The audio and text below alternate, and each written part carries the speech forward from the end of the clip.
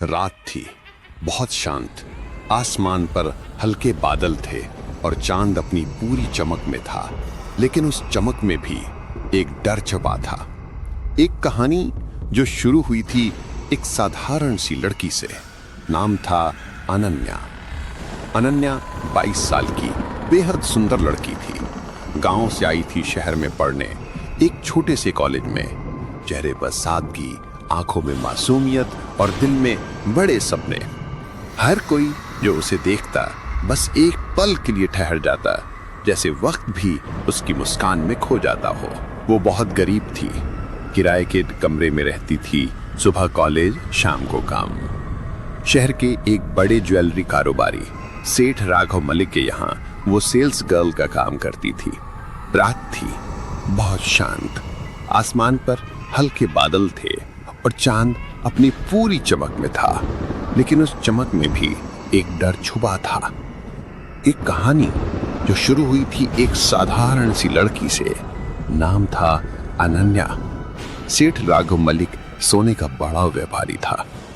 उसकी कई दुकानें थी, पर सबसे ज्यादा बिकवाली हमेशा अनन्या की दुकान में होती थी, क्योंकि उसमें वो बात थी जो ग्राहकों को सिर्फ सोना नहीं, भरोसा बेचती थी। वो जब कॉलेज जाती तो वहां उसका इंतजार करता था आर्यन, बचपन का दोस्त जो अब उसके दिल का हिस्सा बन चुका था। आर्यन मध्यम वर्गीय घर का लड़का था, पर दिल से अमीर। वो अनन्या की पढ़ाई का खर्च चुकाता था बिना उसे एहसास कराए। अनन्या, जब तुम मुस्कुराती है ना तो लगता है ये दुनिया कुछ बुरी भी नहीं है। अनन्या शर्माते हुए, और जब तू ये बातें करता है ना तो लगता है मुझे डर कभी छू ही नहीं सकता। लेकिन जिंदगी कभी ज्यादा देर तक मुस्कुराने नहीं देती। कभी कभी सन्नाटा भी अपने अंदर तूफान छुपाए रखता है। सेठ राघव का एक बेटा था, विक्रम मलिक। शहर में उसका नाम पैसे से नहीं बल्कि खराब आदतों से मशहूर था। वो हमेशा अनन्या को देखता और उसकी नजरों में कुछ था, कुछ गलत, कुछ गंदा। एक दिन जब सेठ ने अनन्या को अपने ऑफिस में बुलाया तो उसने कहा कि बेटा, तू तो हमारी दुकान की शान बन गई है। कल तू मेरे बेटे के विक्रम के साथ काम करेगी। उसे थोड़ा सिखा दे बिक्री के गुर। अनन्या ने मुस्कुराकर जी भरा, पर उसके दिल में एक अजीब सी घबराहट थी। क्यों पता नहीं, लेकिन हवा जैसे भारी हो गई थी। वो शनिवार की रात थी। दुकान बंद हो चुकी थी, बाकी स्टाफ जा चुका था। सिर्फ अनन्या, विक्रम और उसके 2 दोस्त अंदर थे। बाहर तेज बारिश थी, बिजलियां चमक रही थी। अनन्या ने कहा, सेठ जी ने कहा था कि आज काउंटर का हिसाब देखना है, मैं निकल जाऊं? विक्रम ने जवाब दिया, हाँ बस थोड़ा रुक जाओ, एक जरूरी बात करनी है। दुकान के ऊपर छत पर विक्रम के कुछ दोस्त पार्टी कर रहे थे और शराब पी रहे थे। कुछ देर बाद वो सभी नीचे आ गए हैं और उन्होंने अनन्या को देखा। विक्रम का एक दोस्त अनन्या से मजाक करने लगा। मजाक मजाक में कुछ बातें बढ़ गई और दोनों में कहासुनी होने लगी। तभी विक्रम का दूसरा दोस्त अनन्या के साथ छेड़खानी करने लगता है और देखते ही देखते विक्रम और उनके दोस्त अनन्या से मार पीट, गाली गलौज करने लगते हैं। विक्रम और उनके दोस्तों ने मिलकर अनन्या के हाथ पैर बांध देते हैं। तभी विक्रम के एक दोस्त ने कहा, इस लड़की का घमंड तोड़ना पड़ेगा। विक्रम और उनके दोस्तों ने अनन्या का बलात्कार कर दिया। अनन्या उन लोगों के सामने गिड़गिड़ाती रही, रहम की भीख मांगती रही, लेकिन उन्होंने जरा भी दया नहीं दिखाई और उन सभी ने मिलकर अनन्या का बारी बारी से रेप किया और उसे बहुत पीटा। उसके शरीर के सभी अंगों से रक्त निकल रहा था। उसके हाथ पैर तोड़ दिए। उसके सिर में गंभीर चोटें आई। जब इससे भी उनका मन नहीं भरा तो उन्होंने अनन्या के सीने में खंजर उतार दिया। उस रात जो हुआ वो सिर्फ उस लड़की की मौत नहीं थी, बल्कि इंसानियत की भी थी। अगले दिन शहर के बाहर चलती बस में एक लाश मिली। चेहरे पर खून नहीं, बस शांति, और हाथ में वही सोने की पायल जो उसे आर्यन ने दी थी। जब आर्यन को खबर मिली, वो बस के पास पहुंचा। लोग कह रहे थे लड़की की मौत हो गई। वो घुटनों के बल गिर पड़ा। उसने उसी बस को देखा, वो बस जिसमें उसकी दुनिया सो रही थी। वो बोला, अनन्या, अगर तू नहीं तो मैं भी नहीं। और अगले ही पल वो बस के नीचे चला गया। उस दिन के बाद वो बस जो अब कबाड़ में पड़ी थी, रात को अपने आप स्टार्ट हो जाती थी। लोग कहते रात को जब भी कोई उसकी सीट पर बैठता है तो पीछे से किसी की ठंडी सांस महसूस होती है। सेठ राघव का घर भी अब पहले जैसा नहीं रहा। दुकानों में चीजें अपने आप गिरने लगी। विक्रम की नींद में कोई फुसफुसाता था, मुझे दर्द हुआ था, अब तुझे होगा। प्यार जब टूटता है तो सिर्फ दिल नहीं, रूह भी टूट जाती है। और जब रूह जागती है तो मौत भी डर जाती है।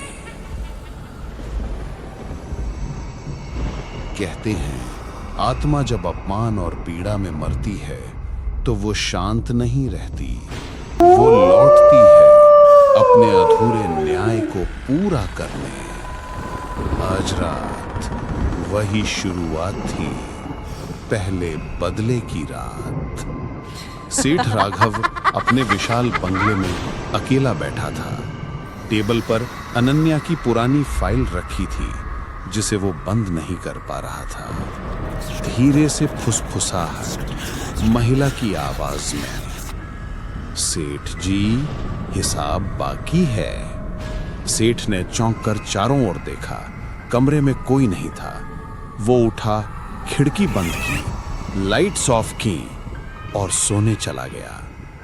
लेकिन जब उसने कमरे की लाइट फिर ऑन की तो सामने शीशे पर लाल रंग से लिखा था, मुझे इंसाफ चाहिए।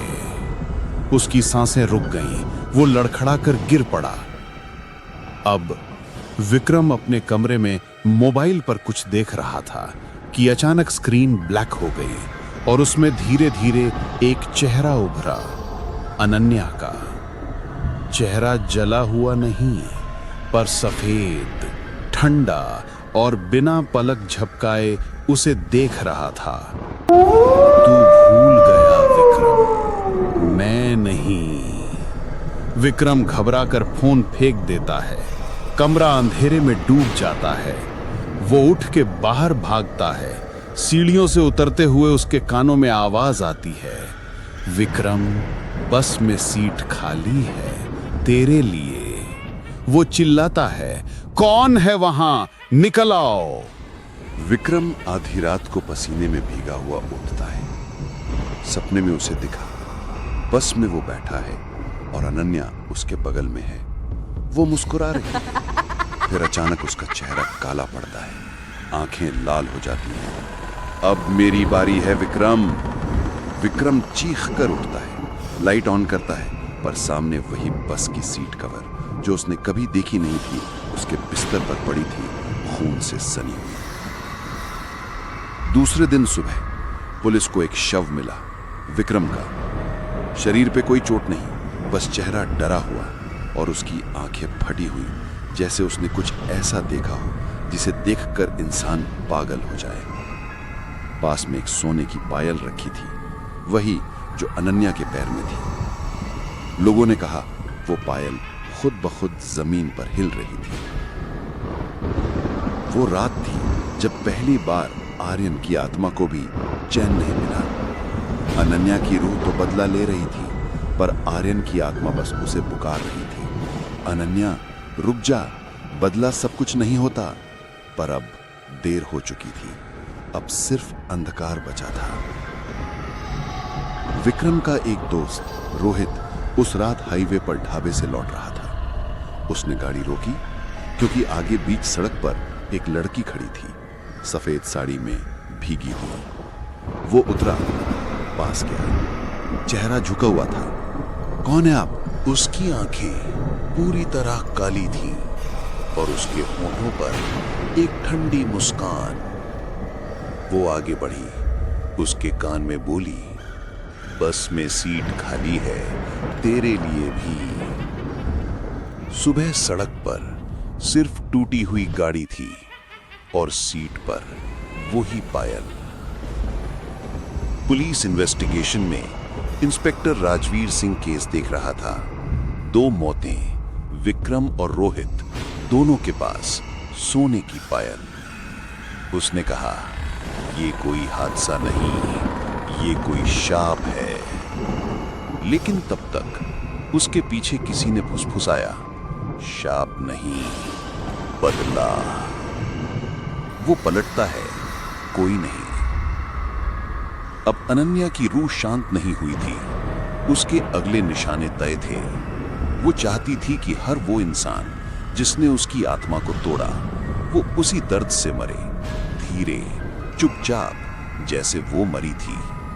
और शहर के बीचों बीच वो बस जो अब कबाड़ खाने में थी, रात को फिर चालू हो गई। इंजन अपने आप गूंजने लगा, लाइट्स जल गई और बस के पिछले शीशे में 2 साए नजर आए, एक अनन्या का और दूसरा आर्यन का। प्यार की रूह जब टूटती है तो वो भगवान नहीं, खुद किस्मत से इंसाफ करवाती है। कहते हैं, जब एक रूह का बदला अधूरा रह जाता है तो वो फिर लौटती है, और लौटती है उस जगह जहां दर्द सबसे ज्यादा था। अब अनन्या और आर्यन की आत्माएं तैयार थीं सब कुछ खत्म करने के लिए। सेठ राघव अब भी अपने बंगले में अकेला था। उसकी नींद हर रात टूट रही थी। हर कोने से आवाजें आती, कदमों की, फुसफुसाहटों की, जैसे कि सेठ जी, याद है वो लड़की। वो हकीकत से भागने लगा। कितनी भी बड़ी हवेली हो, अब उसका कोई सुरक्षित कोना नहीं रहा। अचानक कमरे में ठंडी हवा भर गई। अनन्या की रूह प्रकट हुई, सफेद साड़ी में, आंखें लाल और चमकदार। वो धीरे धीरे उसके पास आई। अब सब सच सामने आएगा, सेठ चिल्लाया। कौन हो तुम? क्या ये मजाक है? लेकिन आवाजें और धुनें तेज होती गईं। फर्नीचर अपने आप हिलने लगा और दीवारों पर लाल रंग के निशान उभरने लगे। अनन्या की हंसी की आवाज उसके कानों में गूंजने लगी। विक्रम के बाकी दोस्त भी अब निशाने पर थे। रोहित की मौत के बाद हर कोई डर के साये में जी रहा था। रात के अंधेरे में वो बस फिर से दिखाई दी, सफेद रोशनी में, और 2 परछाइयां, अनन्या और आर्यन। हमेशा के लिए नहीं बचेगा कोई। हर कदम पर वो महसूस कर सकते थे कि ये सिर्फ चेतावनी नहीं, बल्कि मौत का सच था। इंस्पेक्टर राजवीर अब इस रहस्य को समझने की कोशिश कर रहा था। लेकिन रात को जब वो बस के कबाड़ खाने पहुंचा, वो वहां पहुंचा और देखा बस खुद चल रही थी। इंजन, लाइट, हॉर्न सब चालू, और अंदर बैठे थे 2 भूत जो सिर्फ उसे देखने का इंतजार कर रहे थे। राजवीर धीमी कांपती आवाज में बोला, यह असंभव है, ये कोई जीवित नहीं है। अगली सुबह विक्रम के एक और दोस्त की मौत हुई। उसने बस के अंदर कदम रखा और देखा अनन्या की आंखों में वो प्यार नहीं, बल्कि सिर्फ बदले की आग थी। अब तुम्हारी बारी। और जैसे ही उसने आवाज सुनी, उसका शरीर जड़ हो गया। उसके पास सिर्फ एक चीज बची, सोने की पायल, जो अब हर मौत की निशानी बन चुकी थी। सेठ राघव अब समझ गया था, उसकी सारी दौलत, ताकत और प्रतिष्ठा अब काम नहीं आएगी। रात को जब वो अपने ऑफिस में बैठा, अनन्या और आर्यन की आत्माएं प्रकट हुईं। सब कुछ खत्म, अब तेरा वक्त भी आ गया। सेठ को हल्की सी हवा ने उठाया और वो गिर पड़ा। आसमान में बिजली चमकी और उसके घर की सारी लाइट्स चली गईं। अब शहर में डर का माहौल था। हर कोई जानता था, जो अनन्या और आर्यन के रास्ते में आया, उसका अंत तय था। हम वापस आए हैं और अब कोई भी सुरक्षित नहीं। उनकी आत्माएं बस के अंदर और बाहर घूम रही थीं। हर साए में उनका डर था, हर हवा की सरसराहट में उनकी मौजूदगी। रूह का बदला अधूरा नहीं रहता। एक एक इंसान जो उसके दर्द का कारण बना अब उसी डर को महसूस करेगा जो उसने महसूस किया था। कहते हैं जब रूह का बदला पूरा होना शुरू होता है तो इंसान की हिम्मत भी पिघल जाती है। और आज रात अंतिम सामना होने वाला था। शहर अब सुनसान हो गया था। हर इंसान जानता था अनन्या और आर्यन की आत्माएं वापस लौट आई हैं। लोग कहते जो भी उनके रास्ते में आए उसने अपनी आंखों से डर देखा, और जो जीवित बचा उसने रात भर कांपते हुए बिताई। कबाड़ खाने में खड़ी वो बस अब सिर्फ बस नहीं रही थी, वो बन चुकी थी रूहों का जहाज। तैयार हो जाओ आखिरी सवारी के लिए। बस की लाइटें जलती हैं, इंजन अपने आप गूंजता है और शहर के चारों ओर हवा में एक ठंडी सनसनाहट फैलती है। सेठ राघव अपने बंगले में डर के साए में बैठा था। हवा की सरसराहट में उसने देखा 2 भूत खड़े थे। अब तुम्हारा अंत होगा सेठ राघव। वो भागने लगा पर दरवाजे और खिड़कियां अपने आप बंद हो गईं। कमरे में कोई जगह बची नहीं थी। विक्रम के बाकी दोस्त भी शहर में डर के साए में थे। हर सड़क, हर कोना उनकी आत्माओं के लिए जाल बन गया था। वो बस अब हर जगह दिखाई देती, सिर्फ सफेद रोशनी और पीछे 2 परछाइयां, अनन्या और आर्यन। हर पाप का हिसाब होगा। हर कदम पर डर, हर सांस में सिहरन। एक रात सबसे बड़ा सामना हुआ। सेठ, उसके बेटे और बाकी दोषी लोग एक ही जगह पर फंस गए। बस के दरवाजे खुद ब खुद खुलते हैं और अंदर वो 2 आत्माएं बैठी हैं। अब तुम्हारा समय खत्म हुआ।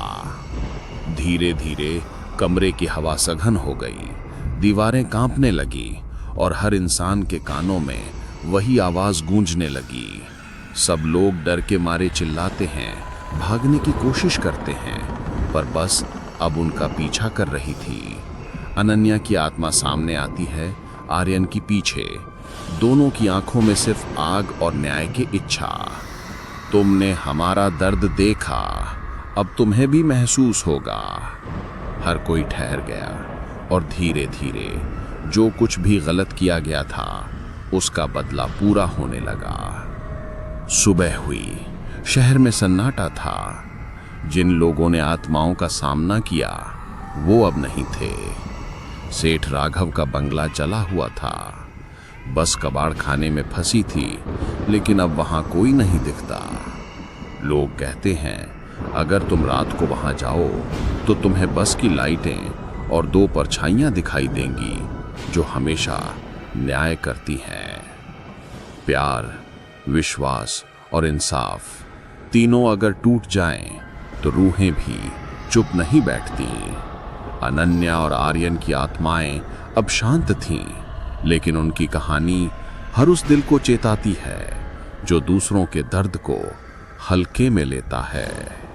शहर अब पूरी तरह डर के साए में था। हर इंसान जानता था कि बस सिर्फ एक साधारण वाहन नहीं थी, ये बन चुकी थी रूहों का जहाज, जहां अनन्या और आर्यन की आत्माएं अब अपनी ताकत दिखाती थीं। कबाड़ खाने में खड़ी बस अचानक स्टार्ट हो गई, लाइटें जल उठीं, इंजन गूंजने लगा। तैयार हो जाओ, अब बस तुम्हारे डर को महसूस करेगी। जो भी उसके पास आया उसका सामना बस की अदृश्य शक्ति से हुआ। शहर में अफवाहें फैल गईं। लोग कहते रात को अगर कोई अकेला चलता है तो बस उसके पीछे खड़ी दिखाई देती है, सिर्फ सफेद रोशनी और 2 परछाइयां, अनन्या और आर्यन। कई लोग रात में बाहर निकलते ही डर के मारे भाग जाते थे। कुछ की तो आंखों में सन्नाटा बैठ गया, कुछ के दिलों में खौफ। एक रात एक युवक सड़क पार कर रहा था। अचानक उसने देखा बस सामने खड़ी थी। दरवाजे अपने आप खुल गए। आओ बैठो। युवक डर के मारे खड़ा रहा, लेकिन बस की शक्ति ने उसे भीतर खींच लिया। सुबह लोग बस के पास पहुंचे। युवक गायब था। सिर्फ उसके जूते और वही सोने की पायल मिली। विक्रम के बाकी दोस्त भी अब निशाने पर थे। हर रात उन्हें बस की रोशनी में छिपा हुआ डर महसूस होता। हर सड़क, हर गली बस उनके पीछे थी। अब तुम्हारा नंबर है। उनके घरों में फर्नीचर अपने आप हिलने लगा, कांच टूटने लगे और दूर से अनन्या की हंसी सुनाई दी, धीमी, खौफनाक और ठंडी। इंस्पेक्टर राजवीर अब शहर में पैनी निगाह रखे हुए था, लेकिन रात को जब वो कबाड़ खाने पहुंचा तो बस वहां खड़ी थी, लाइट्स चालू, इंजन गूंज रहा था और अंदर दो आत्माएं जो बस के अंदर बैठकर किसी का इंतजार कर रही थीं। तुम सोच रहे हो इंसाफ हमारे हाथों से बच जाएगा? शहर के लोग अब रात में बाहर नहीं निकलते थे। हर इंसान जानता था बस और आत्माएं सिर्फ उन्हीं को नहीं छोड़ेंगी जो अपराध के मार्ग पर हैं। सड़कें सुनसान, घरों में दरवाजे बंद और हवा में हमेशा वही ठंडी फुसफुसाहट। अब इंसाफ का समय है। राजवीर ने समझा कि ये बस मात्र वाहन नहीं थी, ये बन चुकी थी आत्माओं का माध्यम जो अपने दुश्मनों को डर और न्याय दोनों देती थी। हर हत्या में वही सोने की पायल होती, हर निशानी उन्हें याद दिलाती कि अनन्या और आर्यन का बदला अब अधूरा नहीं रहा। शहर में अब कोई सुरक्षित नहीं था। हर अपराधी जान गया कि रूहें सिर्फ इंसाफ लेने आती हैं और बस कबाड़ खाने में खड़ी अपनी अगली रात की सवारी के लिए तैयार थी। अब कोई भी नहीं बचेगा जब तक न्याय पूरा न हो। हमारे चैनल डरावना सफर को लाइक और सब्सक्राइब करें। हमारे वीडियो देखने के लिए आपका बहुत बहुत धन्यवाद। तो मिलते हैं नए डरावने सफर पर। Thank you.